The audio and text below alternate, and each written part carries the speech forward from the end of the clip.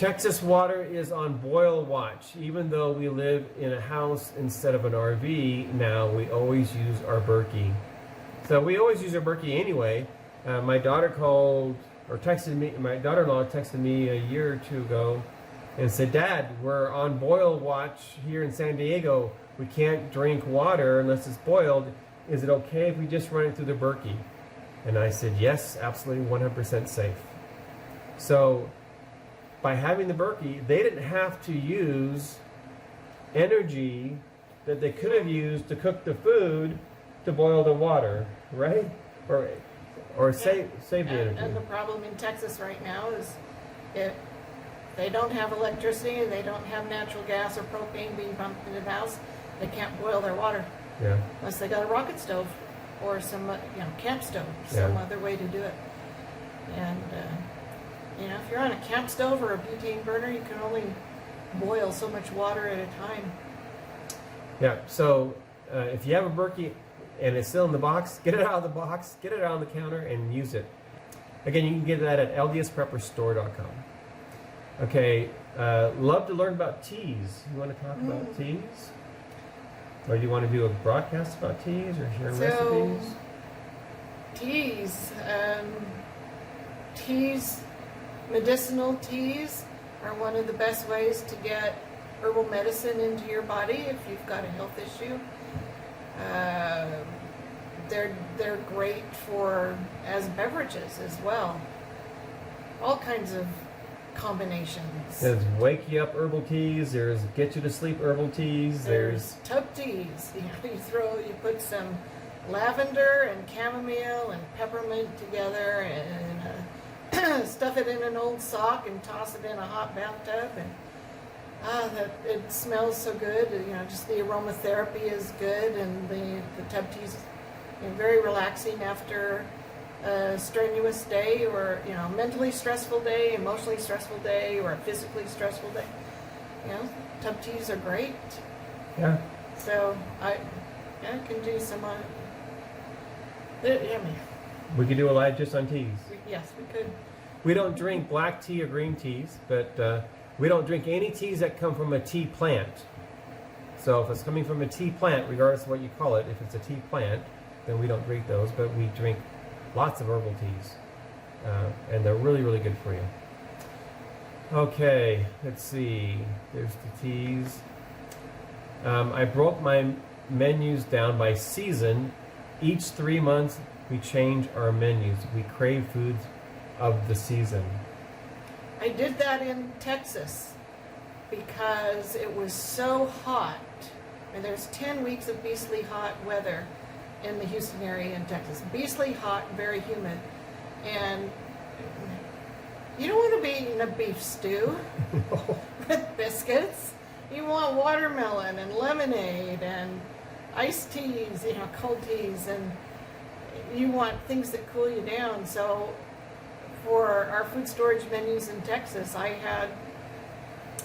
had winter menus and I had summer menus, and that got complex, trying to use what we had on hand and not have to buy a whole lot of extra stuff. But eating seasonally is very good. We have kind of moved into that more here in Idaho because we have the greenhouses, and we eat a lot of fresh foods from the greenhouse during the summer months, and the winters we're into.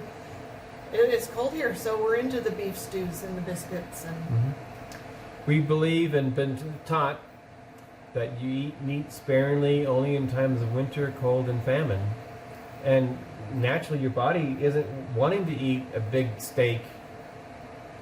Not that I could ever remember the last time I had a big steak. But we have elk in the freezer, and we have cow in the freezer, and we eat those during the winter. And she makes some great stews and soups and hamburgers and so forth from those. Yeah, and it's rarely the main item on the plate.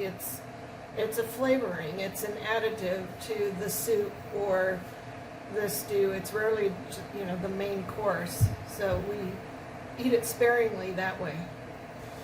So here's another comment. No water. So Texas. Poor Texas. No water. Boil order, but no power to boil water. No food. No help.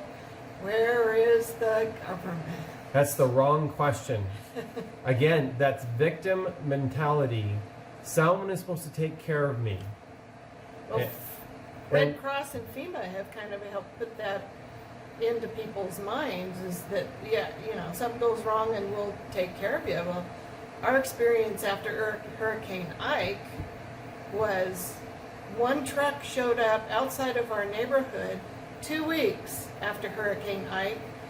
The truck was emptied in less than 5 minutes, and that was it. That was all the help that the government sent to our area.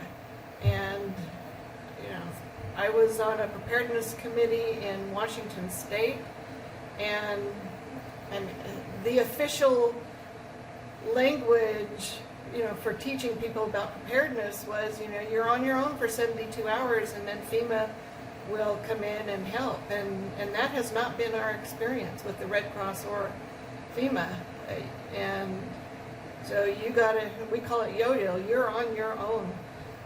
And that's the way you need to prepare, as if you are on your own. Don't put your life in the hands of, you know, some agency that may or may not show up. You be responsible for your own life and that of your family. That's your God-given stewardship. The government is not there to take care of you. The government is there to protect you. It is not their stewardship to feed and house and clothe you. That's not why they're there. That's not the reason for the government. So if you're relying on the government, good luck with that. Okay? It was 10 days after Hurricane Ike when FEMA came in with that one meal. Was it 10 days? It was 10 days. So, because we were out of power for 14 days. So it was 10 days. You want to go 10 days without breakfast, lunch, or dinner? That's, if you're water? Or water. So they brought in bottled water, one meal, and some ice. They didn't announce it to the community. I happened to be a ham radio operator, and I was just driving through, and I saw the FEMA trucks come in, and so I said, "What's this?" They said, "Oh, we're bringing the meals." 99% of the people in that community didn't even know that FEMA was there.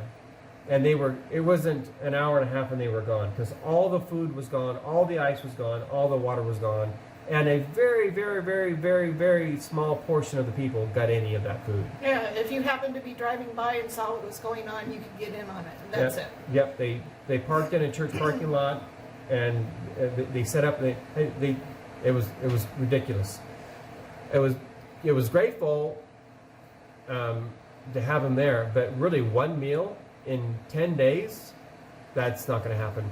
So when we get up after Hurricane Ike, and I went to my neighbors, it was a Saturday morning, and I said, "Would you like an extension cord for my generator?" I'm running my generator. Life is normal at the Gilmore house, and every single home in our cul-de-sac, 5 homes, all said the same thing. No, the power will come back on. So nobody took an extension cord that first Saturday. I went out there the next morning, Sunday morning, knocked on every single one of my neighbors' doors. "Would you like an extension cord from my generator? We're running the generator. It's already running. Would you like an extension cord?" "No, I'm sure someone will take care of the power. It'll come back on." I went out Monday. Every single one of them. We're 3 days into this now. No power, no water. We had natural gas. We didn't have natural gas? No, there wasn't enough pressure to... Oh, okay. No electricity to ignite. I know we were cooking in the solar oven in the backyard. 3 days, none of them. All their thinking was somebody will take care of us. That was their plan, or lack of plan. By then, all of the food in the refrigerator was bad. All the food in the freezer was gone. The hundreds of dollars they had in food and freezer was gone. On Tuesday, 4 days into it, they all took an extension cord. But by then, everything was wasted. All their food was gone. Their food was gone. Grocery stores were closed. Cash registers were not working. All the food in the grocery stores that hadn't been snatched up in the panic before Ike. Before the power went out. Before the power went out, yeah. Everything in their freezers, everything was gone. And whatever they had left, people had difficulty paying for it because their cash registers weren't working. Yeah, you couldn't buy gas at the gas station because of no electricity, the pumps weren't working. There's just a huge domino effect after a natural disaster So we learned a lot from that Yeah. domino effect. the question isn't where's the government. The question is where's your preparedness? Where are you with your stewardship that you received as a mother or a father?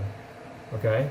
Why are you thinking that the government should be there to take care of you? It's not the government's job. And do you really want what they have to offer? I spent a week at a Red Cross shelter as a ham radio operator helping with communications. Let me just tell you that I would have been much happier in my own home with my own food, with my own security, than to be at that Red Cross camp. I won't go into details about that, but not an experience that you want to have, in my experience. As good as the people they are, and as much as they want to help, it's not you. You're not eating your food. You're not sleeping next to somebody that you know. It's just could be a lot of problems there. And any Red Cross worker will tell you that it's not a dream vacation to be at a Red Cross shelter. So yeah, it's your responsibility. I love our Instant Pot. When there was electricity in the RV, we used it to death. Well, if you use it to death, maybe you should have two. But you need a plan B. Yes, And you need a plan C. There is always a plan A, B, and C. So when we moved here to Idaho, my first priority was, and we moved here in May, July, August. We moved here in August. My first priority was how are we going to heat this in the winter? It was August, and I was already thinking how are we going to heat this in winter? So we have built-in electric heaters in the wall. We have a propane furnace, and we have a kerosene heater, which we have used when we were without a power for 3 days and up in the mountains and cool. Mm-hmm. To heat and to cool, to heat and to cook and to provide light. And so we have that. And then I added a wood-burning stove 3 years ago, and then we just added a new one downstairs. So we have Plan A, Plan B, Plan C, and Plan D. And we have stacked firewood, protected from the weather, ready to be brought in the house. And I do that every Saturday. I'll be doing that when we get done with this video. So you really need to have multiple plans. A solar oven doesn't work when it's overcast and cloudy and snowing like it was earlier today, but a rocket stove would, or a butane stove would. But you just have to be prepared with multiple solutions. Okay, let's see, where are we? I'm buying chickens so I don't have to store eggs too much.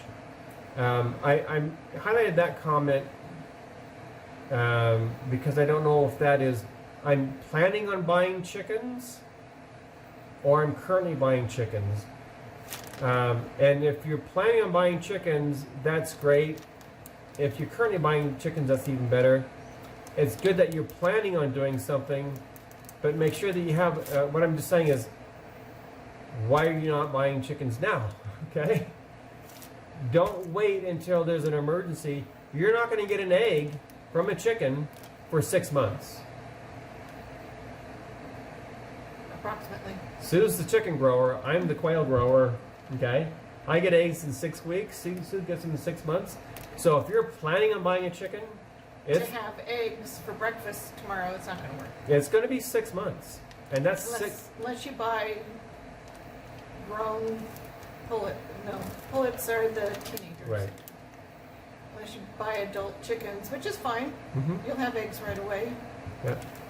But you should also be buying probably pullets or chicks when you buy the full hens, so that you have next generation coming up.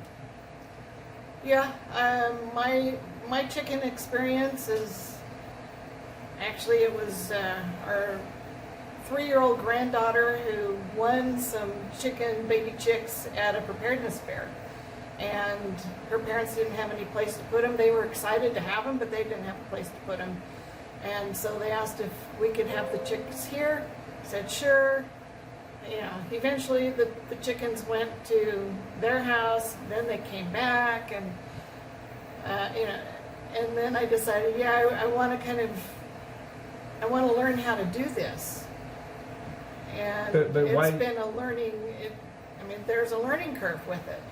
I want to have chickens for meat, I want to have chickens for eggs, and I want to learn how to make that a sustainable system. So I think I'm just about there, and it's been 3 years now. 3 years. So why did it came to our house because they didn't have things set up, and then it went to their house. When they bought a house. And then it came back to our house. Why did it come back to our house? Because Big Bad Bart was a mean rooster. And you don't know that until you have the chickens. Okay? Yeah, he was chasing the little granddaughters, and their parents said, enough. Yeah. And it's work. He's out of here. And you have to care for them, and you have to feed them. And so you're going to get chickens. How are you going to feed them? Where are you going to store the feed? What if you can't get feed? What are you going to do? Are you going to let them run wild? And if you do, are they going to destroy your vegetable garden in one day? They did. Okay? So all these things you need to prepare for. Our granddaughters love the quail. When they come over, we take them out and they play with them, and we are out on the lawn, and they're wonderful. They're not afraid of the quail. We get eggs every day. I collected 32 eggs yesterday morning. I just had some quail eggs for breakfast this morning. So I love quail. I love the return on it. I just ran through some data. I'm a data person, and I put 100 pounds of quail food in a metal garbage can just over a month ago, and fed the quail. Counted out how many eggs I got through that 100 pounds of grain, and I'm at 4.5 cents per egg, which is right on target. I sell those eggs for 45 cents each in packs of 30, and I get eggs every day. So do what, if you want rabbits, I noticed rabbits were mentioned, chickens, hogs, cattle, whatever it is that you want to raise, do that, but do it now, okay? So that you have the experience and you know what it takes to be successful. Get through that learning curve so you know what you're doing and you can sustain this. Okay, so here's a question for you, Sue. Could you please tell me how you keep your dried grains such as quinoa? Thank you in advance. Okay, so how do you keep your dried grains? So we have grains in number 10 cans. We have grains in 5-gallon buckets. We have, I have grains in mason jars that can be vacuum sealed or not, depends. So in the number 10 cans, the grains were canned with oxygen absorbers, so the oxygen, I guess, is sucked out of the cans, or it's sucked into the packet, so it gives a longer shelf life for the grains. In the number 10 cans, or in the 5-gallon buckets, I add maybe a cup of diatomaceous earth and mix that into the grains. That dried grains, what people don't like about dried grains is seeing the grain bugs that hatch, and they eat the grains and then they die and their carcasses are left in the grain. And the bugs, they're mentally disturbing to people. There's, I mean, you could eat them and nothing bad is going to happen to you. We've eaten bugs. We've eaten bugs before. But it's unpalatable to a lot of people to think that, they ground up some grain bugs in the wheat grinder and it's in the bread, and they just have a really hard time swallowing that bread because of that mental image. So the diatomaceous earth kills those bugs before they eat your grain. And if I haven't found grain bugs in my grain for a long time, but I sift them out. Me, I leave them in the protein. Literally, think John the Baptist, okay? Eating locusts in the desert. Yeah. So those are two ways. I know when my parents were first starting to store wheat long term in great big metal containers, they used nitrogen somehow to get the oxygen out, and then the can would seal. I don't know that is done anymore, but if there's some who say that if you put an oxygen absorber into a number 10 can and seal it up with wheat, that the kernels will actually die and then they're not healthy for you. I don't know if that's true or not. Do your own research. Do your own research on that. But that's how we store our wheat. That's how we store our wheat. If it's dead, that means it's not going to sprout. We have wheat in the 5-gallon buckets, so we can sprout it for bread. And I rotate through those buckets. A lot. Every few years, I'm replacing that wheat and just putting the diatomaceous earth in it to take care of the bugs. And when I go to make my bread, I get the wheat out of the bucket and I put it in a colander and I shake off the excess diatomaceous earth.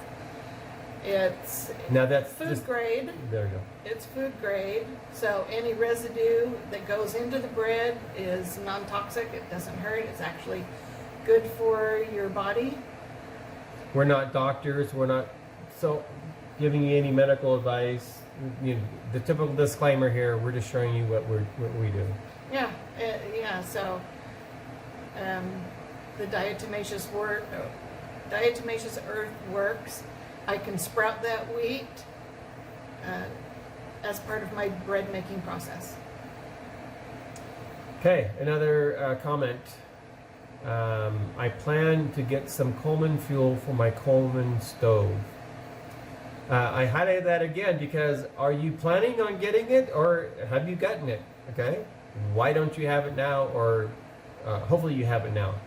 I guarantee you that Coleman stove will not be cheaper next year or in 6 months than it is right now today. So stop what you're doing, make this a priority.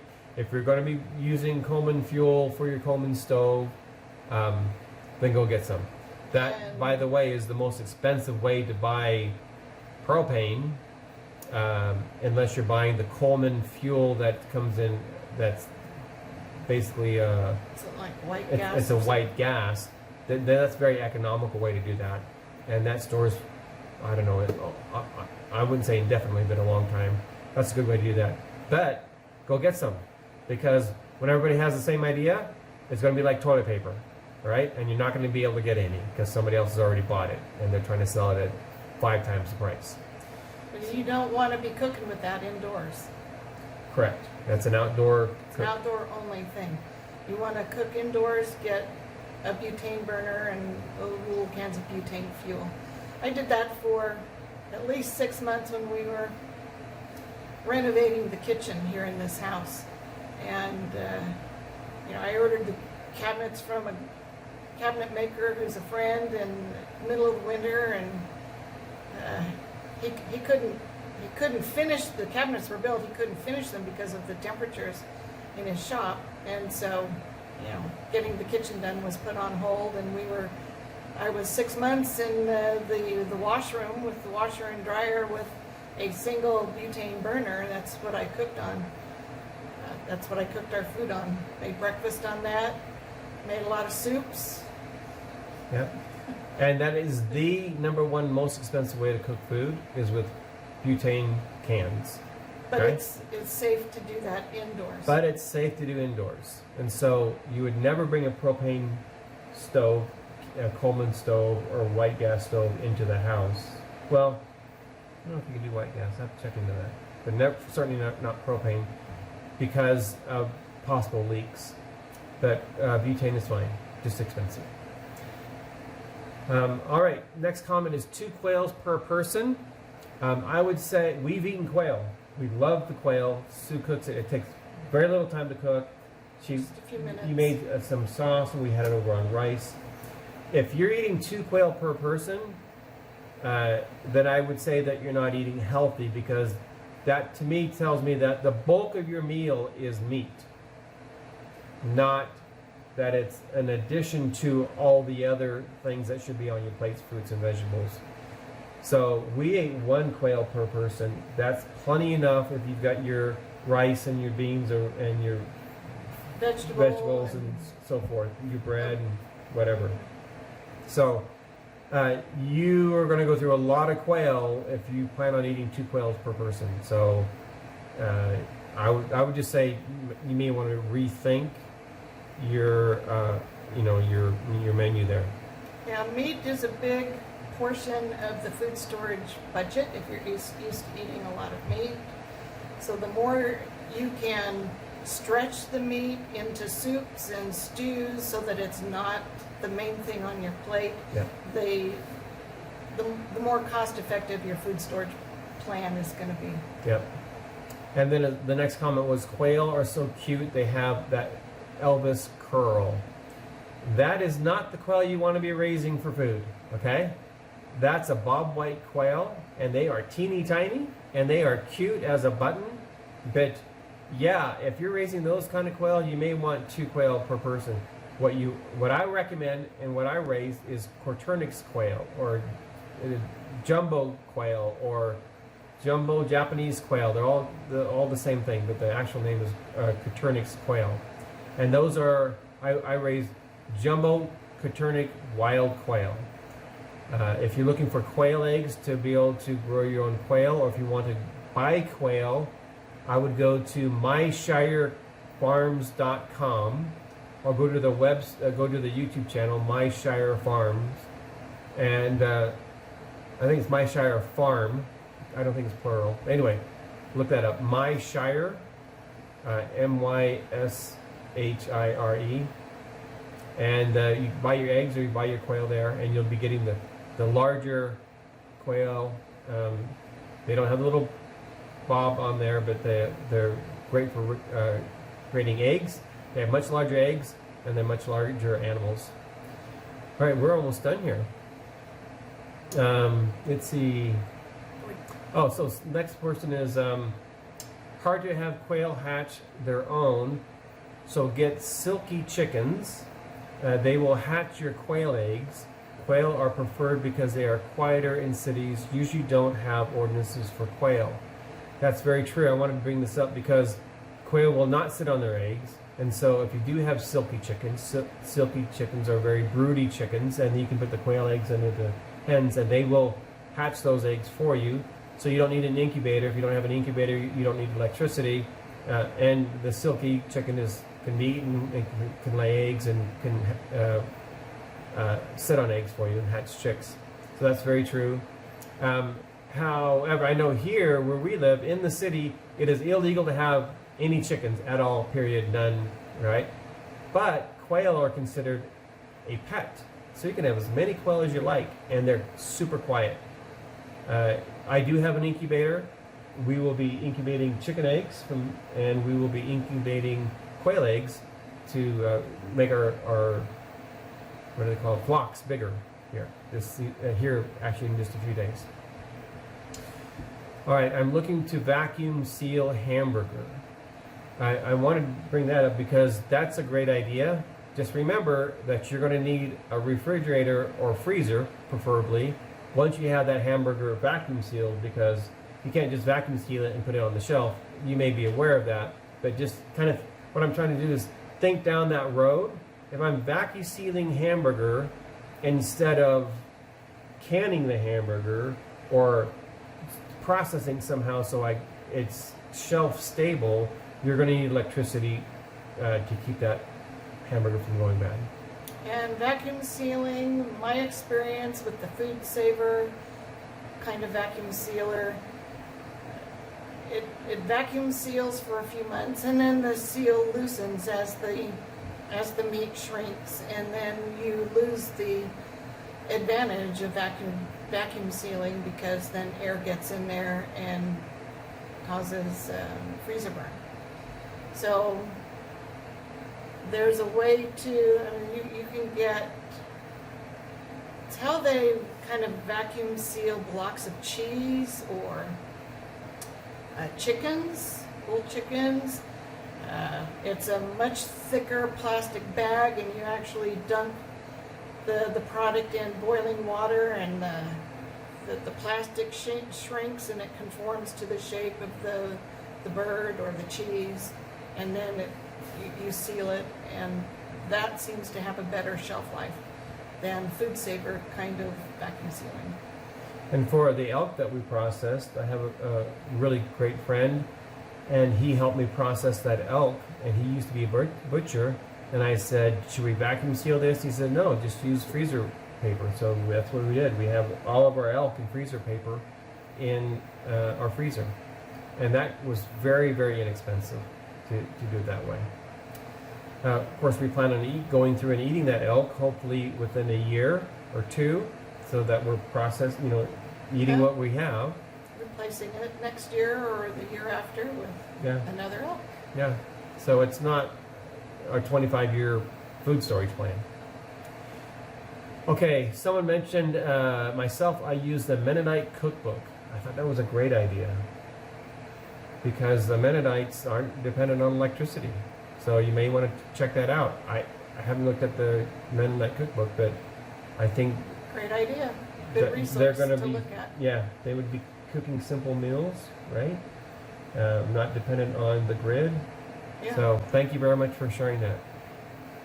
Like I said, we're sharing what we learned from others, and we're sharing our experiences from what we learned from others. So we appreciate you sharing here. Not telling people what to do, making recommendations, or sharing your experiences. Okay, so last one here. I think Berkey is the #1 prep, generator is #2, solar oven, rocket stove is 3, and something to do is #4. So I think the Berkey is #1 prep. Physical prep, I would agree with that. Generator is #2. Generator is it's comfort. Billions of people have lived without electricity for thousands of years. So generator, if you want to keep life as normal, yes, you have that. We certainly have a generator, and we have solar. Make sure you can get gas for it or convert it to propane and have a source for that. Yeah. So, in your situation, it could be because you need to have a generator because you have a CPAP machine, or you have some other things that make having a generator is a high priority. So I could see that. So I'm not saying that it isn't #2 or not. I'm just saying for our situation is we don't have those medical devices and things that we need. We do have solar, and we have battery backup. So having a generator is important to us too. The solar oven, rocket stove, I think they're probably essential for preparedness. If you get once you have your food, you got to be able to prepare it without it's a backup cooking. relying on somebody else. Yeah. And that is relying on natural gas coming in, because you don't store it, it's coming in. That means you're relying on somebody else. It's not relying on electricity from the grid. So that's becoming self-sufficient, having your own solar oven and your own rocket stove. And #4 is something to do is #4.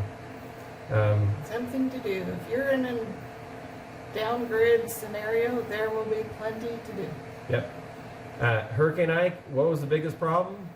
All the kids at home. Nothing to do. Nothing to do. They get into trouble. Except at the Gilmore house. They had plenty to do because we had electricity. Life. I mean, it was a party at our house. Yeah, there was an Xbox party going on. Yeah, we were feeding our son's friends, and they were loving it at our house. And then I would they'd be up there playing their Xbox Halo, and I think it was 10 o'clock at night. I'd turn it off. Turn off the generator. That's all right. Turn it off the generator. 5 minutes later, they go, no, don't turn it off. And then I turn it off. Everything would go black, and they'd go out and kick in the puddles and have fun outside. Yeah, they found other things to do. Yeah. So yeah, it's important. Like I mentioned in my presentation, gathering in the evenings during this prepper camp out week to share food with each other and to share our experiences and to talk and to laugh and then maybe to play some games or that's really important. Yeah. One thing that I would also add to an essential list is community. Build a community, whether it's your neighbors, whether it's people from your church, whether it's your family, but it's got to be people close, generally speaking. Our community was our cul-de-sac. In Texas. Yeah, people that you can kind of reach out and touch. And build that community of support. Yeah, have neighborhood parties, barbecues, do things together, become acquainted. We got together with our neighbors every year for a potluck kind of dinner and talked about preps. We had done that for 3 years before Hurricane Ike came, and none of our neighbors had done anything for 3 years. Not one thing. They didn't buy an extra bag of wheat. They didn't grow a garden. They didn't do food storage. They didn't do anything until after Hurricane Ike came. And then we had a meeting after Hurricane Ike, and the power came in, and everybody was back to normal. And we told them, hey, who took, I asked them in our home, who took care of you during Hurricane Ike? And they all said the Gilmores. And they were all like, yeah, the Gilmores took care of us. Yeah, thanks. That was awesome, yeah. And then I said, don't come knock on our door next time. And you could have heard a pin drop in that room. And I was saying this to my friends. And because their plan was to eat the Gilmores' food. Their plan was to use the Gilmores' electricity. Their plan was to use the Gilmore water. That's not a plan. Or that's a really bad plan. Okay? And I told them, don't come knock on my door because we're taking care of family first. And that would exclude you. And this is kind of tough love here. Or we may have moved. We may be gone. Which we did. And we're gone. We're in Idaho. And so the next time a hurricane came, we were literally gone. Yeah. And fortunately, after that meeting, one of our neighbors bought a 2-year food supply, our next door neighbor. In one day, said, all right, I'm buying 2-year food supply. She bought 2-year food supply. Another neighbor came to you, and you took her to the Church of Jesus Christ Latter-day Saints Home Canning Center, and she canned food for her family. Another neighbor put in a garden. I had a neighbor put in water retention system. So, kind of tough love helped them kind of realize, hey, you really should not morally and ethically be depending on somebody else because it's not their stewardship to feed and shelter you. And it's just a bad plan. I would rather be the person who's able to help somebody instead of the person who's thinking about taking somebody else's resources. And if we have 365 breakfasts for me and 365 breakfasts for Dave, and somebody comes knocking on our door and said, I know you've got food, I need food, I give you one of my breakfasts, then what am I going to eat? I give you one of Dave's breakfasts, and what's he going to eat? It's not like, we have food for everybody in the community. We're prepared for our family and ourselves because that's our stewardship. And now you may say, well, you have 365 meals. Well, how many meals are we going to need to get from our food storage?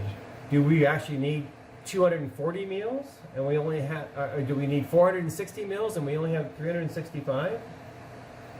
We can't tell you that. Nobody could tell you when the crisis may be over.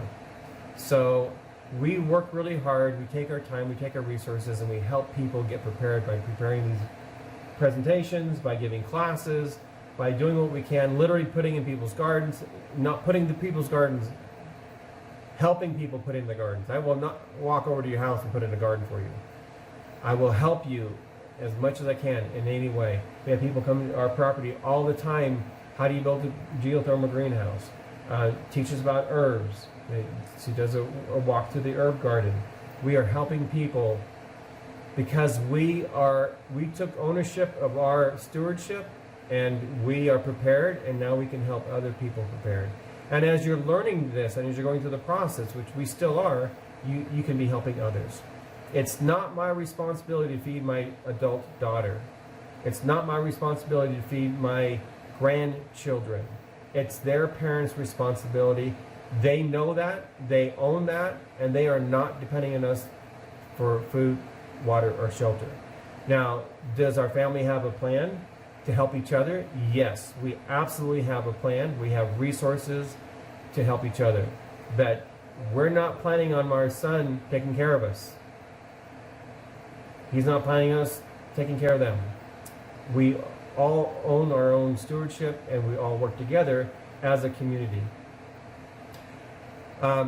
We kind of smile because the original video that Sue recorded is already up and running, and we keep getting posts that say "I love Sue" that show up on the screen while we're recording this. So thank you very much for your love. Thank you for know that we love you. We don't know you, but we love you. We understand that you're here because you want to learn, you want to grow, you want to help. We want to share. And so we appreciate you being here, taking the time to listen to this video and for us to share our experiences and answer your questions. We look forward to you watching the other videos we have on LDSPrepper.com. If there's resources that we have at LDSPrepperStore.com that would help you, feel free to go there. And we look forward to seeing you, at least I will be, next Saturday. Same bat channel, same bat time at LDSPrepper.com at 9 a.m. Mountain Time on Saturday. God bless. Have a great day.